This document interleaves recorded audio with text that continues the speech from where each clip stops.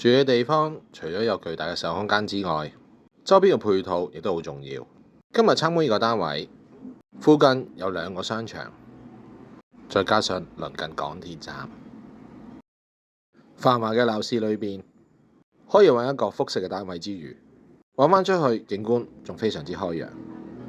今日我哋嚟到怡景大廈，今日參觀呢個單位實用有1249尺，長方形嘅下飯廳。除咗方便返家私靈活擺位之外，大門嘅旁邊有樓梯可以直上寢區，而且下飯廳亦都有對流窗，可以增加返空氣嘅流通，景觀仲非常開揚。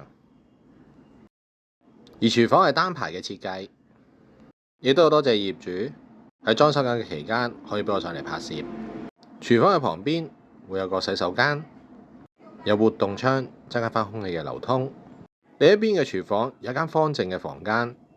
如果你喺度住嘅話，你會點樣使用呢間房呢？有大門旁邊嘅樓梯嚟到上一層嘅寢區，而喺呢一層有3間睡房。除咗間隔同樣都係方正之外，業主仲喺每一間房都安裝咗衣櫃。而最特別嘅地方，